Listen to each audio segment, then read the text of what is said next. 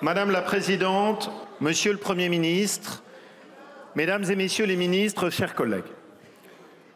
Monsieur le Premier ministre, vous prononcez votre discours dans une crise politique inédite sous la Ve République. Au cours des 10 derniers jours, la politique française a donné le pire des spectacles. Une image terrible, oui,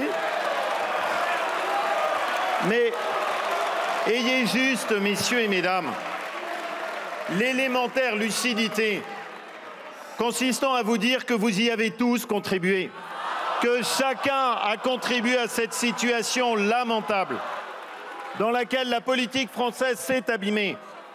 Ceux qui ont joué avec la censure et qui visiblement ont plus de mal à faire leur autocritique. Ceux qui ont la volonté de tout faire tomber parce qu'ils y voient leurs intérêts. Et ceux, oui, reconnaissons-le, qui veulent que rien ne change alors que les Français aspirent à plus de rupture. Et vos rires sarcastiques sont l'illustration de votre incapacité à vous poser les bonnes questions. Les Français regardent cela. Ils regardent tout le monde. Ils le regardent avec un mélange d'écœurement. Ils le regardent aussi avec de la colère. Et ils le regardent plus que tout. Et vous feriez bien de l'entendre, vous qui traitez cela avec tant de légèreté, avec une profonde inquiétude. Et ne vous y trompez pas. Ils jugent avec sévérité ceux qui jouent avec cette inquiétude. Parce que nous sommes dans une des pires périodes d'instabilité qu'ait connue notre histoire. Parce que cela renvoie à la période que nous avons connue sous la Troisième République où, à la fin du XIXe siècle, les gouvernements duraient à peine quelques semaines et certains ici semblent s'en réjouir. Parce que cela renvoie à une période au moment de la guerre d'Algérie où les gouvernements n'étaient pas capables de tenir tellement plus longtemps et certains ici ne devraient pas se réjouir de ce chaos. Mais au moins, vous qui semblez si imperméables à cette inquiétude des Français, à l'époque, la France pouvait compter sur une économie solide. À l'époque, la France pouvait compter sur une économie prospère qui protégeait ses compatriotes. Aujourd'hui, notre nation fait face à une triple crise. Une crise politique, certains ici la nourrissent. Une crise économique, certains ici n'y semblent pas sensibles. Et une crise géopolitique, au moment où notre nation danse au-dessus du volcan. Aucun d'entre nous, je l'espère, aucun d'entre nous, sincèrement, ne peut s'en réjouir. Et chacun d'entre nous, j'en suis sûr, quelles que soient les différences politiques qui sont les nôtres, aspire à ce que notre pays retrouve les chemins de l'intérêt général. Et il est urgent de tourner cette page catastrophique pour la politique française. Et cela suppose un certain effort de chacun. Est-ce qu'il y a de fortes différences politiques entre nous? C'est une évidence. Est-ce que nous sommes tous convaincus que l'élection présidentielle dans nos institutions est la seule qui soit fondatrice? Évidemment. Est-ce que ce moment de confrontation entre les visions politiques des uns et des autres viendra? Tout le monde le sait. Mais entre-temps, il y a une question qui nous est posée. Est-ce que nous voulons tout détruire? Ou est-ce que nous sommes capables de faire des efforts les uns vers les autres? Un an, juste un an avant qu'il y ait la campagne présidentielle. Un an avant ce débat décisif sur les causes de notre impuissance et les moyens d'en sortir.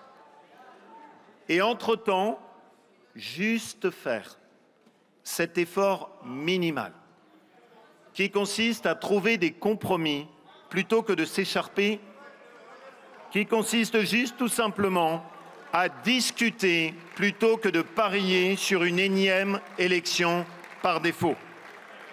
Que chacun juste soit capable de ce petit effort, agir pour le moindre mal dans cette période où le pire est possible et où nous devrions tous le redouter.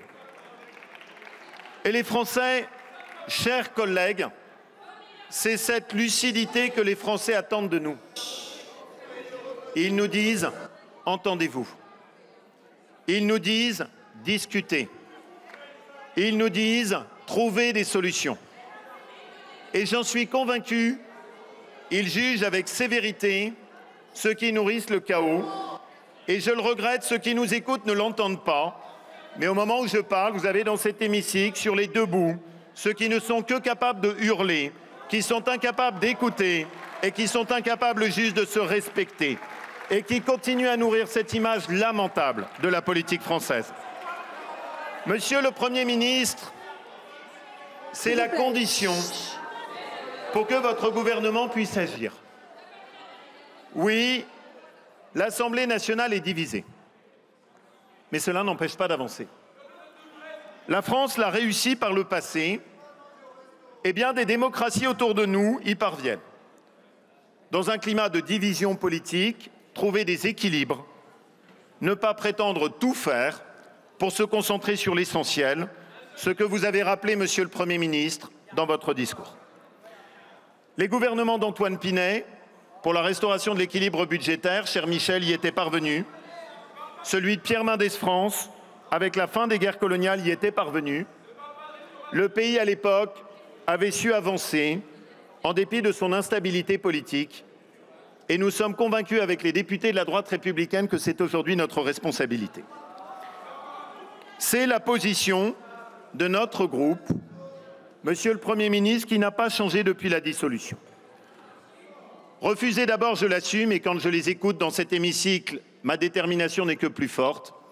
Refuser d'abord qu'il y ait un gouvernement sous la coupe de la France insoumise, de la folie de l'extrême gauche, qui est le principal danger politique pour l'avenir de notre République. Et notre deuxième priorité, c'est que la France ne soit pas bloquée. Et nous nous engageons, conscients des compromis nécessaires, pour que des lois indispensables soient adoptées. Cette position, nous l'avons définie collectivement avec nos députés et nos sénateurs. Nous ne censurerons pas un gouvernement a priori et nous ne ferons pas partie de ceux qui feront tomber les premiers ministres. Cette position des députés de la droite républicaine n'a pas varié. La France a besoin d'un minimum de stabilité. La France a besoin d'un gouvernement. La France a besoin d'un budget. Et pour ceux qui ici ne comprennent rien, notre priorité pour les semaines à venir sera simple. Il faut donner un budget à la France. Parce que si nous continuons comme cela, il n'y aura pas de budget pour protéger les Français. Et il faut dire les choses. Priver la France de budget, c'est aggraver le déficit déjà le plus élevé de la zone euro. Priver la France de budget, c'est nous mettre dans la main des créanciers. Priver la France de budget, c'est le poison de l'incertitude. Les Français ne consomment plus parce qu'ils sont inquiets. Les entreprises n'investissent plus parce qu'elles sont inquiètes. Et vous feriez bien d'écouter les commerçants et les artisans de ce pays qui nous disent tous la situation n'a jamais été aussi difficile à cause de l'instabilité politique que certains nourrissent ici. Priver la France de budget, c'est geler les moyens dédiés à l'hôpital. C'est geler les moyens dédiés à la santé. Et c'est même, Monsieur le Premier ministre, geler les moyens consacrés à nos armées dans un contexte géopolitique encore plus menaçant que celui de la guerre froide. Et Monsieur le Premier ministre, je me permets de rappeler ici une évidence. Parce que les débats de ces derniers jours ont tourné le dos au bon sens. Monsieur Tanguy, s'il vous plaît. Le sujet... Il y a un peu de tension dans l'hémicycle que ceux qui nous écoutent ne voient pas parce que certains se comportent n'importe comment. Voilà, c'est un peu regrettable, mais ça me permet de l'expliquer à ceux qui nous écoutent. Monsieur le Premier ministre, je me permets donc de rappeler ici une évidence. Le sujet n'est pas d'augmenter les impôts dans un pays qui a le record de la fiscalité au monde. Le sujet, c'est de les baisser. Le sujet n'est pas d'augmenter la dépense dans un pays qui a le record de la dépense publique au monde. Le sujet, c'est de baisser la dépense.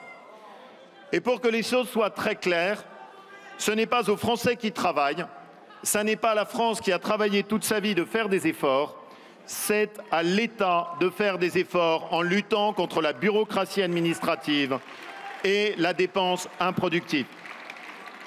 Et vous avez su envoyer des signaux, des premiers signaux symboliques, et il faudra aller plus loin. Vous connaissez nos convictions, il faut supprimer toutes ces agences qui coûtent tant et qui ne servent à rien. Vous connaissez nos convictions, il faut arrêter la politique des chèques gouvernementaux. Et vous connaissez nos convictions, il faut remettre de la bonne gestion dans nos services publics en faisant confiance aux acteurs de terrain au lieu de tout rendre si compliqué. Et c'est possible. Dans un certain nombre de nos collectivités locales, en Auvergne-Rhône-Alpes, nous avons baissé de 15% les dépenses de fonctionnement sans augmenter le poids de la dette ni la moindre taxe. Baisser la dépense, ce sera le combat de la droite républicaine dans ce débat budgétaire. Nous ne laisserons pas la gauche et la France insoumise imposer un budget contraire aux intérêts du pays, et nous investirons le débat budgétaire pour faire valoir nos convictions et nos propositions. Les aspirations des Français, Monsieur le Premier ministre, sont au fond beaucoup plus simples que ne le sont les fractures politiques dans cet hémicycle. Revaloriser le travail, rétablir l'ordre, arrêter l'immigration incontrôlée. Et je voudrais ici revenir sur ce débat fondamental pour les députés de la droite républicaine, arrêter l'assistanat et revaloriser le travail. La plus grande injustice en France est que le travail ne paye pas. Quand un employeur veut augmenter de 100 € un salarié au SMIC, il doit mettre 500 € sur la table. Quand un salarié touche 4 000 € de salaire brut, 3 000 € de salaire brut, son employeur doit payer 4 000 € et à l'arrivée, il ne touche que 2 200 € déduits des taxes et des charges. Et dans le même temps, ce qu'on dit trop peu souvent, c'est qu'un couple aux aides sociales avec 3 enfants va toucher 2 300 € d'aide sociale nette d'impôts et de charges. Eh bien, mes amis, il faut le dire, ça n'est pas juste. Ça n'est pas juste parce qu'aucune société ne peut tenir sans ce ciment de justice élémentaire, la récompense du travail, la récompense de l'effort et la récompense du mérite. Cela a toujours été notre combat avec les députés de la droite républicaine. Garder le social, arrêter l'assistanat, revaloriser le travail. Et notre engagement, Monsieur le Premier ministre, et il sera fondamental que la droite républicaine soit écoutée, ce sera d'une part l'instauration d'une allocation sociale unique permettant de plafonner les aides sociales à 70% du SMIC pour qu'on ne gagne pas plus d'argent en restant chez soi qu'en allant travailler, c'est la justice. Et le deuxième combat de la droite républicaine sera pour qu'il y ait un signal pour cette France qui travaille, avec la défiscalisation des heures supplémentaires, 0 impôt et 0 charge, pour que l'on sorte de ce qui est si décourageant pour ceux qui se donnent du mal, travailler pour payer plus et pour perdre des aides. Enfin, Monsieur le Premier ministre, et vous l'avez dit, il faut évidemment s'attaquer à l'ultraviolence et à l'immigration hors de contrôle. Cela suppose de réarmer notre droit, en face de chaque sanction, en face de chaque infraction, une sanction, rétablir l'autorité de la loi, rétablir l'autorité de la frontière, rétablir l'autorité de notre mode de vie. C'est cette politique qu'ont engagée aussi bien les sociodémocrates danois que la droite italienne. C'est attendu par les Français. Sur ces sujets prioritaires, Monsieur le Premier ministre, vous nous trouverez à vos côtés. Et ensuite viendra le débat présidentiel. Celui qui permettra d'enclencher enfin la profonde reconstruction de notre pays. Et notre conviction est que la France a besoin d'un redressement de droite, clairement de droite, avec un objectif, sortir du régime de l'impuissance, de notre 5e République aujourd'hui dénaturée, dont il faut retrouver l'esprit et l'efficacité des origines. Ce qui menace notre pays, c'est de glisser toujours plus vite sur la pente de la décadence. Pour surmonter une crise de régime dans notre histoire, notre pays n'a toujours suivi que 2 chemins. 2 chemins et pas d'autres. Le premier, c'est la tentation de tout renverser. Nous l'avons parfois suivi dans notre histoire et nous savons dans quel tourment la passion de la destruction a souvent condamné l'avenir de la France.